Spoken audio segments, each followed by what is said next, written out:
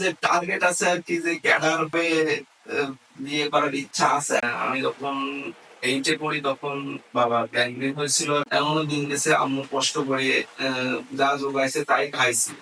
ভালো তরকারি পাইনি, কিন্তু তখন মনে করো যে যে আমরা আক্ষেপ করিনি। পরিবারকে খুশি রাখতে পারলে আমি সেই দিনই সব থেকে আমার কাছে বেস্ট দিন মনে হয়। আসসালামু আলাইকুম। বাঙালি আড্ডার নানান রঙের নানান মানুষের গল্প শুনতে আমরা আজকে হাজির হয়েছি আমাদের নতুন অতিথি নিয়ে। আমাদের আজকে অতিথি হিসেবে আমাদের সাথে রয়েছেন আব্দুর রহমান স্যার, যিনি একজন পেশায় শিক্ষক। তিনি কোচিং করান, একটা স্কুলে শিক্ষকতা করান। তো আজকে আমরা তার জীবনের গল্পটা শুনবো, তার এই যে টিচার হয়ে ওঠার যে গল্পটা, এই গল্পটা শুনবো। তো আসসালামু আলাইকুম। আসসালাম। কেমন আছেন আপনি? আচ্ছা, আলহামদুলিল্লাহ। আপনি কেমন আছেন? আলহামদুলিল্লাহ। তো আপনার সংক্ষিপ্ত পরিচয়টা যদি একটু আমাদের সাথে দিতেন। আমার নাম Mohammad Abdur Rahman, MR English coaching সেন্টারের শিক্ষক। আমার এসএসসি দালাগিরি স্কুল থেকে এবং ইন্টারমিডিয়েট দালা সরকারি কলেজ থেকে এবং অনার্স শহীদ মুক্তিযোদ্ধা মহাবিদ্যালয় থেকে ম্যাথ। আপনার পরিবারে কে কে আছে? আব্বু, আম্মু, ভাইয়া, ভাবি আর আমি, মোট 5 জন। আচ্ছা, আপনি এই যে কোচিং সেন্টার চালাচ্ছেন, এই কোচিং সেন্টারটার বয়স কত? 18 সাল থেকে শুরু করছিলাম কোচিং সেন্টারটা। এখন 24 সালে আজকে এপ্রিল মাসের 15 তারিখ, 6 বছর আনুমানিক। এই যে শিক্ষকতা যে একটা মহৎ পেশা, তো এই শিক্ষকতা পেশার সাথে যুক্ত হওয়ার কারণ কি, বা এর পেছনের গল্পটা কি ছিল?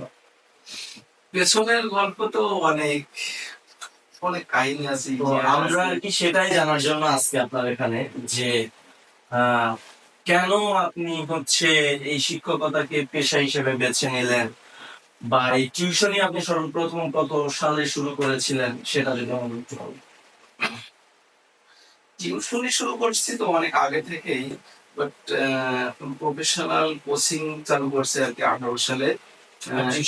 টিউশনি শুরু করছে আমি যখন ক্লাস 9-এ পড়ি, বিদেশ স্কুলে। তখন থেকে আর কি আমি যখন 8-এ পড়ি তখন বাবা গ্যাংগ্রিন হয়েছিল আর কি। সেখান থেকে আস্তে আস্তে পরিবারের যে ইনকাম করে সে যদি বসে যায়, 2 ভাই আমরা তখন, আমারও রানি লেখাপড়া, ভাইয়েরও রানি লেখাপড়া, 2 ভাইয়ের আর কি পড়াশোনা করে উঠতে অনেক কষ্ট হয়ে যাচ্ছিল।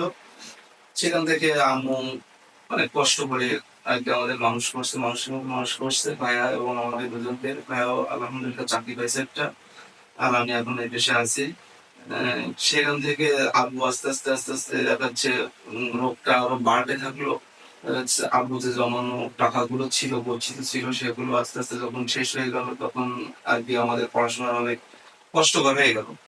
তারপর থেকে নিজের ইনকামে নিজে পড়াশোনা করার চিন্তা ভাবনা চলে আসলো। তাছাড়া তো আমাদের পড়াশোনা বন্ধই হয়ে যায় একটা পর্যায়ে। এই আর কি সেখান থেকে নিজে পড়াইতাম, আবার নিজে পড়তাম। ক্লাস 9 থেকে ছোট ছোট বাচ্চাদের 1, 2, 3, 4 পর্যন্ত পড়াইছি, 5 পর্যন্ত। তারপর থেকে আর কি ওইভাবে ওই যে টাকাটা পাইতাম নিজে প্রাইভেট খরচ দিয়ে আর খাতা কলম বই কেনার আমার ভালোভাবে চলতো আর কি। বাসায় আর দেওয়া লাগতো না, নিজের পড়াশোনা নিজে ওভাবে চালাতাম। চালাইতে চালাইতে ইন্টারমিডিয়েট এসএসসি পাস করলাম। তারপরে ইন্টারমিডিয়েট ভর্তি হলাম তার সরকারি কলেজে। সেখান থেকে আর কি আস্তে আস্তে এরকম ভাবে চলতো, এইভাবেই চলে আসছিল। আমার বড় পর্দায় তখন যায়নি। যাওয়ার পরে যে আমার খুব শ্রদ্ধেয় একজন গুরুজন ছিল, স্যার গৌতম স্যার। উনি আর কি পরামর্শ দিল যে উনি আমার খুব হেল্প করছে জীবনে। আমার এই পর্যন্ত ওঠার পিছনে Gautam sir, Alam sir, Azad sir, এনারা খুব সাহায্য করছে। শ্রদ্ধেয় স্যার ছিলেন চিত্তরঞ্জন পাল, আমার হিসাব ডিপার্টমেন্টের প্রধান ছিল, বিভাগীয় প্রধান। উনি সাহায্য করছে আর কি নতুন ঢুকে আসার জন্য। সেখান থেকে স্যার পরামর্শ দিল যে রমন, তুমি এরকম যেটা করতে চাও, ভালো করতে চাও, এভাবে আগাতে থাকো, আমরা তোমার পাশে আছি। তুমি টিউশনটা ছেড়ে না, আস্তে আস্তে দেখা যাচ্ছে তোমার ওটা মেধাও ক্লিয়ার থাকতেছে এবং তুমি পড়াশোনা আর কি নিজের ভাবে নিজে চালাই যাচ্ছে পারতেছো। একটা সময় দেখো তুমি একটা ভালো বেনিফিট পাবো। সেভাবে চালা আসতেছিলাম। ইন্টার পাস, ইন্টার পরীক্ষা দেওয়ার পরে আমি তার বাইরে কোচিং করতে যাইতে পারলাম না, যে তোমার পরিবারের আব্বু তখন আর ইনকাম করতে পারে না। তখন আপু প্রায় তার কিছুদিন পরে সেরে গেছিল আর কি রোগটা, কিন্তু তখনও আমাদের পরিবারের অভিবাসন চলে ফিরেনি। সেখান থেকে পড়াইতে পড়াইতে তারপরে পরীক্ষা শেষ হয়ে গেল। পরীক্ষা শেষ হয়ে গেল যাওয়ার পরে আমি আলম স্যারের কাছে পরামর্শ নিলাম যে স্যার কি করবো। তা আলম স্যার বললো যে ঠিক আছে, তুমি যদি আগাইতে চাও কোচিং নিয়ে, তা আমি তোমার দেখা যাচ্ছে তোমার তো 9, 10 বা 11 স্টুডেন্ট নাই, আমি তোমার দিব আর কি। তা আমি প্রথম কোচিং শুরু করলাম গার্লস স্কুলের সামনে একটা রুম নিয়ে। ওইখানে প্রথম পড়ানো শুরু করলাম। বিদেশ স্কুল, এবং আমার ভালো মতো মনে আছে বিদেশ স্কুলে 2টা স্টুডেন্ট আর গার্লস স্কুলে 3টা মেয়ে। প্রথম দিন পুরোটা আসছিল আর কি। স্যারই পাঠাইছিল আলম স্যার, সে 5 জন সেইখান থেকে শুরু করছিলাম। ক্লাস 9-এ পড়তো ওরা তখন। সেখান থেকে আস্তে আস্তে আস্তে আস্তে ওদের মধ্যে মধ্যে 1 জন 2 জন করে আস্তে আস্তে যে প্রথমবার পরীক্ষা দিছিল আমার এখান থেকে 18-19 জন মতন এসএসসি পরীক্ষা দিছিল। তারপর থেকে আর কি আলহামদুলিল্লাহ সেভাবে চলে আসতেছে। তারপরে ইন্টার পড়ায় যখন ইন্টার শুরু করলাম। আচ্ছা, আমি যদি একটু ইন্টারফেয়ার করি যে আপনার বাবার গ্যাংগ্রেন ধরা পড়ে যখন, তখন আপনি কোন ক্লাসে ছিলেন? ক্লাস 8-এ ক্লাস 8-এ। আপনার বাবা এখন কেমন আছে? একদম সুস্থ আছে, আলহামদুলিল্লাহ পুরো সুস্থ। আহ, আপনার এই যে কোচিং সেন্টারে এখন স্টুডেন্ট রানিং কতজন আছে আপনার? 120 জন মতো 120 জন। টোটাল। আমরা জানি যে হচ্ছে আপনি পাশাপাশি একটা স্কুলে শিক্ষকতা করেন। তো এই যে স্কুলে শিক্ষকতা করেন ওইখানে আর কি আপনার সময়টা কিভাবে কাটে বা ওইখানে কিভাবে যুক্ত হলেন সেই গল্পটা যদি একটু বলেন। ওইখানে যুক্ত বলতে যে কাশেম স্যার ছিল, কাশেম স্যার তো পুরো আলহামদুলিল্লাহ এবং সাথে ডিস্ট্রিক্টে সবাই চেনে। উনি খুব শ্রদ্ধেয় ব্যক্তি ছিল। ওনার সাথে আমাকে কথা হয়েছিল আর কি যে যেহেতু আমি এখানে ইংরেজি পড়াই আর কি, আমার পিছনে যে পরিচয় দেওয়ার মতো ছিল না, স্যারের সাথে কথা বলে স্যার সুযোগ দিছিল আর কি। সেখান থেকে আমি ইংলিশ ক্লাস নিতাম। 6, 7, 8, 9, 10 ক্লাসে ইংলিশ ক্লাস নিতাম। সেখান থেকে আর কি স্যার মারা যাওয়ার পরে আমি আর আপাতত ছুটিতে আছি, আমি আর যাচ্ছি না। যে আমার সামনে পরীক্ষা আছে, বিশেষ দিতে হবে, এটার জন্য চেষ্টা করতেছি আর কি। আপনি নিজে হচ্ছে কোন ডিপার্টমেন্টে আছেন এখন? আমি আছি management department, business study management subject. আপনি স্নাতক করতেছেন কোথায়? শহীদ মুক্তিযোদ্ধা মহাবিদ্যালয়। স্নাতক শেষ করে আপনার স্নাতকোত্তর বা মাস্টার্স যেটা, এটা কোথায় করার ইচ্ছা আছে? ইচ্ছা তো আছে ঢাকা ভার্সিটিতে করবো। আমার ফ্রেন্ড আছে শিবলি, ওর সাথে কথা হয়েছিল। ওই আমরা যাই করি না কেন ওর পরামর্শ করি। ও বলছিল আর কি যে তুই ঠিক আছে এখানে বিবিএ করতেছিস ম্যানেজমেন্টে, তুই যদি পারিস ইংলিশে অনার্সটা করতে আর কি, সেটা ইচ্ছা আছে।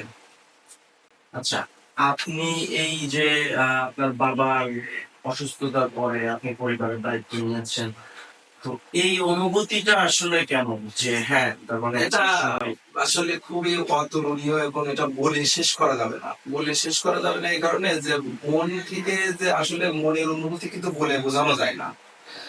আমি যখন নিজের থেকে ইনকাম করে নিজের সংসার চালানো শিখলাম, বাবা মা, ভাই তো চাকরি হয়নি তখন, ভাই তো চাকরি হয়েছে কিছুদিন আগে।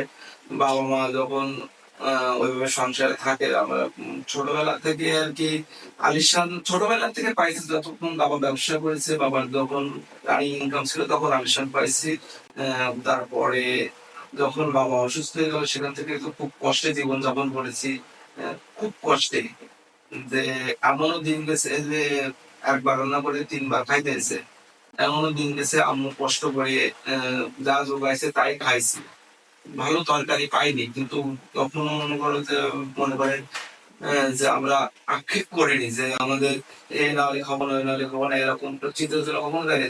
যখন ইনকাম করতে পারো ভালো, তখন ভালো খাবো, এরকম একটা চিন্তা চেতনা ছিল। সেখান থেকে জেদ নিয়ে আর কি এখন আলহামদুলিল্লাহ ভালো পজিশনে আছি। আলহামদুলিল্লাহ। আচ্ছা, এই যে এখনকার ছেলে মেয়েদের মধ্যে একটা প্রবণতা রয়েছে যে বাবা মায়ের কাছ থেকে জোরপূর্বক ভাবে কোনো জিনিস আদায় করে নেওয়ার যে ব্যাপার, জি, যে বাবা আমার এটা লাগবে মানে এটা লাগবে, এখন লাগবে মানে এখন লাগবে। হ্যাঁ, আমার বাবা বা মায়ের অপারগতা আছে, তারপরও আমি যে সেই জিনিসটা আদায় করে নিচ্ছি, এই জিনিসটাকে আপনি আসলে কিভাবে দেখেন? আসলে এখন যে যুগ জামানা চলে আসছে, স্টুডেন্টরা হোক আর পরিবারের বাচ্চারা হোক, যে লেভেলে থাকুক না কেন, তারা সবসময় মানে দেখতেছে আর কি যে পার্শ্ববর্তী ও ফোন চালাচ্ছে, আমার একটা ফোন নিতে হবে, এরকম একটা সিচুয়েশন চলে আসছে। কিন্তু আসলে যে সেটা তার জন্য খুবই ক্ষতিকারক সেটা সে বুঝতেছে না। সেটা যদি সে নিজে ইনকাম করে কেনার চিন্তা ভাবনা করতো, তাহলে ওই চিন্তাটা তার তাৎক্ষণিক মাথায় আসতো না যে আমার আজকে দিনের মধ্যে আমার ইমিডিয়েটলি ফোন লাগবে, আজকে না হলে আমি এ করবো তা করবো, আমি চলে যাবো, সুইসাইড করবো, এই চিন্তাটা তার ভিতরে আসতো না। কিন্তু একটা পরিবার থেকে কোনো একটা ভালো জিনিস দিতে গেলে যে মধ্যবিত্ত পরিবারে বিশেষ করে যে কতটা কষ্ট এবং স্যাক্রিফাইস করতে হয়, সে বাবা মারাই জানে সেটা। কিন্তু আসলে এটা যে চাইলেই দিতে হবে এমনটা না, যাচাই বাছাই করতে হবে যে আমার এটা প্রয়োজন কিনা, সেটার ক্ষতিকর দিক কি, আবার লাভজনক দিক কি, দুই তিনটা বিবেচনা করে তারপরে আমার মনে হয় দেওয়া ভালো। আমরা যদি একটু জানতে চাই যে আপনার এই যে জীবনে এত স্ট্রাগল ছিল, এই স্ট্রাগলের মধ্যে আপনার জীবনের সবচেয়ে সুন্দর কোনো মুহূর্ত বা সুন্দর কোনো দিনের কথা যদি আমরা জানতে চাই, যে হ্যাঁ এই দিন বা এই মুহূর্তের কথা যদি আমার মনে পড়ে তাহলে এখন খুশি বোধ হয়। সুন্দর দিন বলতে আমি পরিবারকে খুশি রাখতে পারলে আমি সেই দিনই সব থেকে আমার কাছে বেস্ট দিন মনে হয়, এবং আমার নিজেকেও সেই দিন সব থেকে একটা সুখী মানুষ বলে মনে হয় যে আমি আজকে বাবা মার জন্য কিছু করতে পারছি, যে আমি আমার ফ্যামিলির জন্য কিছু করতে পারছি। সেই দিনটাকে আমার খুব সুন্দর মনে হয়। যেরকম এই যে ঈদের সময় হোক আর যখন যে বাবা মার জন্য কোনো কিছু বড় গিফট দেওয়া হোক, সেটাই আমাকে স্পেশাল ডে মনে হয় নিজের কাছে। তার মানে আমরা আপনার কথা শুনে যতটা মনে করছি যে আপনার বাবা মা আপনার কাছে সব থেকে বেশি প্রায়োরিটি পায়, আপনার পরিবার আপনার কাছে সব থেকে বেশি প্রায়োরিটি পায়। তো আপনি এখন পর্যন্ত আহ, এই যে বাবা মায়ের জন্য এত কিছু করেছেন বা আপনার পরিবারের জন্য এত কিছু করেছেন, এখন আপনার ভবিষ্যৎ পরিকল্পনাটা কি সেটা যদি একটু আমাদের জানান যে হ্যাঁ আমার ব্যক্তিগত পরিকল্পনাটা হচ্ছে এমন কিছু, আমি নিজেকে এখানে দেখতে চাই। আমার ছোটবেলা থেকে স্বপ্ন, এটা সবাই জানে, ফ্রেন্ড সার্কেল হোক, স্টুডেন্ট হোক, আমি সবাইকে আপডেট করি, সবাই জানে আমার স্বপ্ন একটাই, বিশেষ ক্যাডার হবো।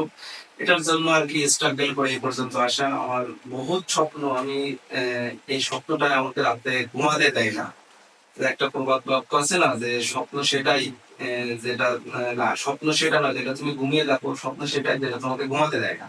এটা বাস্তবতা। আসলে যে স্বপ্ন জিনিসটা খুব কঠিন। স্বপ্নের জন্য আর কি স্ট্রাগল করলে একটা সময় সে সফলতা অর্জন করবে। আমিও চেষ্টা করতেছি জীবনে যে বিসিএস আমার ফার্স্ট টার্গেট, বিসিএস আমার স্বপ্ন, বিসিএস আমার টার্গেট। আপনার জন্য শুভকামনা। আমরা আশা করি যে আপনি বিসিএস ক্যাডার হওয়ার পরে আমরা আবার আপনার গল্প শুনতে পারবো, ক্যাডার হওয়ার গল্প শুনতে পারবো। তো এখন আমি আপনার কাছে জানতে চাই যে আপনি এখানে প্রায় 120 জন স্টুডেন্টকে পড়াচ্ছি, তো তাদের যে একটা মোরাল ভ্যালু, তো তাদের মোরাল ভ্যালুটা গ্রো করার জন্য আপনি কোন পদক্ষেপ নিয়ে থাকেন কিনা বা তাদের সাথে ওইভাবে কথাবার্তা হয় কিনা? অধিকাংশ শিক্ষকই কিন্তু গলবাধা নিয়মে A for apple B for bat করেন, কিন্তু আপনি এর বাইরে কোনো কিছু তাদের শেখান কিনা? হ্যাঁ হ্যাঁ, অবশ্যই অবশ্যই। সেটাই যে আমি তো আমার স্টুডেন্টের জন্য অনেক কিছু করার চেষ্টা করতেছি আর কি। যেরকম আমি এই যে পিছনে আমার প্যানেলটা দেখতে পাচ্ছেন, এটা পুরো চায়না থেকে আনা। আহ, এর মূল কারণ হচ্ছে যে ওদের আমি বেসিক কিছু শিখায় পড়ে ওঠাবো, যে ওদের এ ক্লাস পাইতে হবে বা এক নম্বর হইতে হবে এরকম টার্গেট নিয়ে আমি কখনো পড়াই না। আমি ওদের বেসিক কিছু শিখাইতে পারতেছি কিনা, যেটা ওদের পরবর্তী লাইফে যে কাজে লাগবে। যেরকম জবের জন্য আর কি আমরা তো নিজেরাই দেখছি যে, বা এখনো এর ভুক্তভোগী, যে যারা নিচের থেকে যারা সে রোলের জন্য দৌড়াচ্ছে ভালো করে পড়িনি, তারা কিন্তু উপরে দিয়ে ধরা খায়, ভালো জায়গায় চান্স পায় না বা এরকম কোনো কিছু হয়। কিন্তু যারা নিচে থেকে বেসিক করে ওঠে তাদের বিষয়টা কিন্তু অন্যরকম, তারা কোথাও আটকায় না। তা আমিও সব সময় চাই যে আমার স্টুডেন্টরা সবসময় বেসিক শিখে উঠুক, এবং বেসিক যে শিখবে সে কোথাও আটকাবে না। আমি আর কি ইতিমধ্যে এই প্রজেক্টটা চাইলে যেভাবে শেখানো হয় আমি সেভাবে শেখানোর চেষ্টা করতেছি, বাইরে থেকে আনা হয়েছে। আমি যদি আরেকটু ইন্টারফেয়ার করি, আমার কাছে আপনার কাছে আমার প্রশ্ন ছিল যে তাদের মোরাল ভ্যালু গ্রো করার জন্য একজন টিচারকে ফলো করে একজন স্টুডেন্ট। জি। তার মানে আমরা যখন স্টুডেন্ট লাইফে ছিলাম এমন কিছু কিছু টিচার ছিল যে হ্যাঁ যাদের পার্সোনালিটি আমার ভালো লাগতো, বা হচ্ছে যাদের থেকে আমরা মানুষ হওয়ার অনুপ্রেরণাটা পেয়েছি। পড়াশোনা সব টিচারই শেখায়। স্কুলে যে 15 জন টিচার থাকে, 15 জন টিচারই কিন্তু আমাকে বইয়ের পড়াটা পড়ায়। তো ওই বইয়ের পড়ার বাইরে তাদেরকে আপনি এমন কিছু দেন কিনা যে হ্যাঁ, এই জিনিসটা তাদেরকে শেখানো হচ্ছে যেন তারা ইন ফিউচার এই স্ট্রাগলটা তাদের না করা লাগে বা এইটা এইভাবে আগাতে পারে। হ্যাঁ, হ্যাঁ। সামাজিক মূল্যবোধের যে জায়গাটা, এটাকে আপনি কিভাবে মূল্যায়ন করছেন? আমি যখন বাচ্চা আমার এখানে আসে, হচ্ছে আমি যখন তাদের আমার সামনে নিয়ে বসি, আমি তো সবসময় তাদের ইন্সপিরেশন দিয়েই থাকি যে তোমরা এইভাবে চলবা, এবং তাদের আউট যেটা দরকার হচ্ছে যে পড়াশোনার পাশাপাশি ওদের স্পিকিং ইংলিশটা আমি পড়াই, সাধারণ জ্ঞান শেখাই, যেটা ওদের পরবর্তীতে কাজে লাগবে। এবং তাদের বড় হওয়ার জন্য খুবই এটা দরকার, এবং তাদের আগে মেন যে জিনিসটা তাদের আগে সবকিছু করতে গেলে, বড় হইতে গেলে কিন্তু আগে পরিবেশের সাথে মানায় নিতে হয় এবং ভদ্রতা জিনিসটা শিখতে হয়। এটা আমি তাদের খুব সবসময় ইন্সপিরেশন করি যে তোমরা যাই করো না কোনো রাস্তা দিয়ে ভদ্রভাবে চল, বা আদর্শ মানুষের মতো মানুষ হতে হবে, আর 5টা লোকের মধ্যে খারাপ না বলতে পারে। এটাই আর কি, যে সবসময় আমি ওদের জন্য চেষ্টা করবো যাতে তারা স্বাবলম্বী হয়ে উঠতে পারে এবং ভদ্র মানুষের মতো হয়। আচ্ছা, আমরা যদি এখান থেকে ফিরে আবার একটু আপনার ব্যক্তিগত জীবনে ফিরি, যে আপনার ফিউচার প্ল্যান হচ্ছে একজন বিসিএস ক্যাডার হওয়া। জি, আপনার বড় ভাইয়ের বিয়ে হয়েছে। জি। তো আমরা যদি একটু জানতে চাই আমাদের আড্ডার মধ্যে যে আপনার বিয়ে নিয়ে আর কি পরবর্তী পরিকল্পনা কি, আর এটা যদি একটু আমাদের বলে। বিয়ে নিয়ে এখনো পরিকল্পনা মাথায় আনি নাই, যেহেতু আহ, আমার টার্গেট আছে একটাই, যে বিশেষ ক্যাডার হইতে হবে। এবং ক্যাডার হইতে না পারলে বিয়ে করবেন না এমন না, কিছু না, না, এমনটা না, তবে যে টার্গেট আছে আর কি, যে ক্যাডার হয়ে আহ, বিয়ে করার ইচ্ছা আছে। এখন দেখা যাচ্ছে আনফর্চুনেটলি আগে হয়ে গেল, সেটা অন্য হিসাব। দেখা যাচ্ছে ওইটাকে কি আনফরচুনেটলি বলবেন নাকি ফরচুনেটলি বলবেন? আগে হয়ে গেলে বিয়ে তো এটা দেখা যাচ্ছে যে একটা ভাগ্যের বিষয়, সেটা অবভিয়াসলি ফর্চুনেটলি। বাট আমার না চাইতে হয়ে যাওয়া, দেখা যাচ্ছে কি বাসার থেকে বলতেছে যে বারবার, এটা তো আনফর্চুনেটলি, মানে আমি না চাইতে হয়ে যাওয়া ভাগ্যপূর্ণ হয়ে গেছে সেটা। আচ্ছা, আমরা যদি এবার আরেকটা প্রশ্ন করি আপনার কাছে, যে আপনি তালা উপজেলাতে থাকেন, আহ, আপনি যে স্টুডেন্টদের পড়ান এরা এসএসসি এবং ইন্টারমিডিয়েট লেভেলের নাকি এসএসসি লেভেল? না, ইন্টারনেট এসএসসি এবং ইন্টারমিডিয়েট লেভেল। তো আমাদের জানা মতে এসএসসি ইন্টারমিডিয়েট লেভেলটা এমন একটা সময়, যে সময় ছেলে মেয়েরা সব থেকে বেশি বিপদ হয়েছে। জি, যদি আমরা চারিদিকে দেখি তাহলেও আমি বলতে পারি যে হ্যাঁ, আমাদের আহ, অঞ্চলে অনেক ছেলে মেয়ে আছে যারা এই যে সময়টা টিনেজ, এই সময়টাতেই সব থেকে বেশি তারা ভুল পথে গিয়েছে। তো তাদের উদ্দেশ্যে যদি আমি আপনাকে একটা মেসেজ দিতে বলি, তাহলে সেই মেসেজটা কি হবে? মেসেজটা এমনটা হতে হবে যে এরকম এই যে এজ থেকে মনে করেন যে খারাপ দিকে তারা চলে যায়, এর মেইন কারণ হচ্ছে যে 2-3টা সাইড আছে। প্রথম সাইড আছে মাদকাসক্ত, দ্বিতীয় সাইড হচ্ছে যে তারা প্রাপ্ত বয়স পর্যন্ত না যায়, 7, 8, 9 দেখা যাচ্ছে এখান থেকে যদি রিলেশন করে, তাদের তো দেখা যাচ্ছে অতটা বুদ্ধি হয়নি যে তাদের ভালো মন্দ বিচার করার ক্ষমতাও তাদের ভিতরে হয়নি। বাট ওরা দেখা যাচ্ছে আবেগের বশত রিলেশন করে আর কি। এটা অনেক বাচ্চারা হচ্ছে রিলেশন করে, দেখা যাচ্ছে আবেগে অনেক দুর্ঘটনাও ঘটাচ্ছে। এটা খুব খারাপ দিক। এখন প্রতিটা বাবা মা এবং টিচারদের এটা সচেতন থাকতে হবে, যে যাতে এরকম যে ছোটবেলা থেকে যাতে তারা রিলেশন আর কি না করে, তারা প্রাপ্ত বয়স্ক হয়ে গেলে তখন রিলেশন সবাই করে মোটামুটি, তখন আর এটা সমস্যায় আসে না আর কি। তখন নিজেদের বোঝার ক্ষমতা থাকে, ভালো মন্দ নিজেই বুঝতে পারে। নাম্বার 3, আপনি 3টা পয়েন্টের কথা বলছিলেন। 3 নাম্বার পয়েন্টটা কি জানতে চাচ্ছিলাম। আমি প্রথমত বলছি মাদকাসক্ত, দ্বিতীয়ত হচ্ছে ট্রেন এবং তৃতীয়ত 3টা কারণ করছিলাম। দুইটাই মেইন কারণ, তৃতীয় কারণ হচ্ছে তাদের আচ্ছা আমরা তৃতীয় কারণে তো আমরা না যাই। আচ্ছা, এখন এই যে পরিস্থিতি মোকাবেলায় শিক্ষক সমাজের করণীয় কি? যেহেতু আপনি মহান পেশাগুলোর মধ্যে সর্বোত্তম পেশা হচ্ছে শিক্ষা, আমরা মনে করি শিক্ষকতা, তো সেক্ষেত্রে একজন শিক্ষকের কি দায়িত্ব হতে পারে?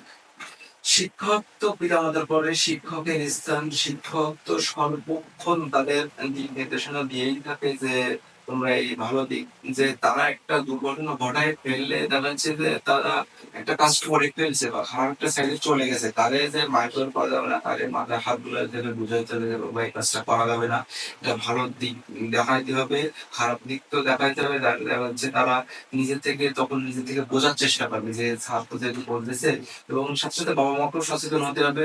বাবা মাকে তো আগে সচেতন হতে হবে, তারপরে শিক্ষক এসে দেখা যাচ্ছে যে যখন দিক নির্দেশনা দিবে, ভালো দিক খারাপ দিক, যখন ওরা খারাপ দিকটা দেখবে তখন খারাপ দিক থেকে চলে আসার চেষ্টা করবে। যখন ভালো দিক দেখবে তখন তারা অবশ্যই, যদি তাদের সেভাবে দিক নির্দেশনা দেওয়া হয়, অবশ্যই সেটা তারা মানতে বাধ্য থাকবে। আপনার কোচিং সেন্টারে যদি একটু ফিরি, যে MR কোচিং সেন্টার, তো MR এর ফুল ফর্মটা কি? মোহাম্মদ রহমান নাকি? না, মোহাম্মদ রহমান না, আমি তো আগেই বলছি আমি বাবা মা ভালোবাসি, এটা আমার মায়ের নামেই করা।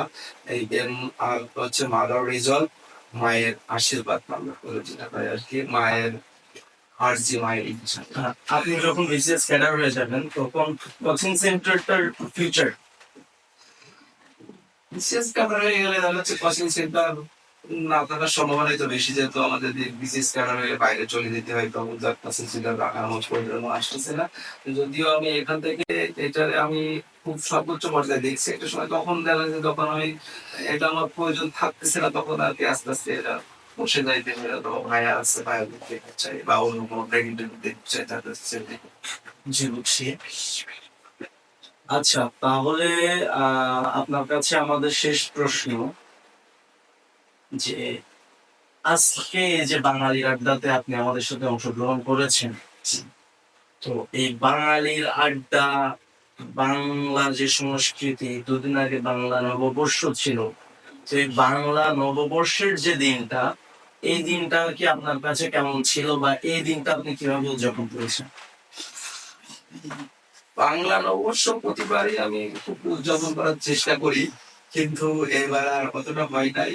দিনের বেলায় তো মোটামুটি যাই নাই, এবং রাতে গেছিলাম, ফ্রেন্ডের সাথে দেখা হয়েছিল, কিছু আড্ডা সেটি দেখে নববর্ষের একটা মানে প্রধান উপকরণ আমরা যদি বলি, সেটা হচ্ছে পান্তা ইলিশ। পান্তা ইলিশ ছিল না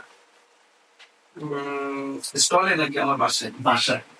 না, এটা যেহেতু বাংলার নববর্ষের উৎসব, থাকা জরুরি ছিল, but আমার বাসায় ছিল না এটা আর কি। আচ্ছা, তাহলে আমরা মনে হয় শেষের দিকে চলে এসেছি। বাঙালির আড্ডার কাছে আপনার কোনো প্রশ্ন আছে কিনা, বা মতামত আছে কিনা আমাদের জন্য? প্রশ্ন তো আছে অবভিয়াসলি, হ্যাঁ, জি জি, যে আমার প্রথম প্রশ্ন আছে, আপনারা যে বাঙালির আড্ডাটা চালাচ্ছেন, এটা এর মেন উদ্দেশ্যটা কি? মেইন উদ্দেশ্য হচ্ছে, আমরা কিন্তু প্রায় 20 মিনিটের বেশি আপনার সাথে কথা বলছি।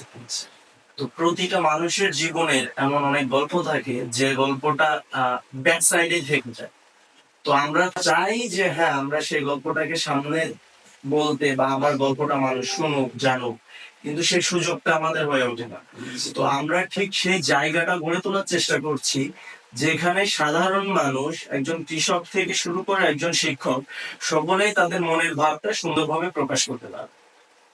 জি জি, খুবই ভালো, এটা খুবই ভালো দিক। আর কোনো প্রশ্ন? আপনার তো আর কোনো প্রশ্ন নাই, আমি আপনার কাছে প্রশ্ন শুনে নেব। ধন্যবাদ আপনাকে আমাদের সাথে বাঙালির আড্ডায় আড্ডা দেওয়ার জন্য। বাঙালির আড্ডার তৃতীয় পর্ব আজকের মতো এখানেই শেষ হচ্ছে। নানান রঙের নানান মানুষ নিয়ে আমাদের এই গল্প, এই আড্ডা চলবে, আমাদের সাথেই থাকুন। ধন্যবাদ সকলকে। আসসালামু আলাইকুম। আসসালাম।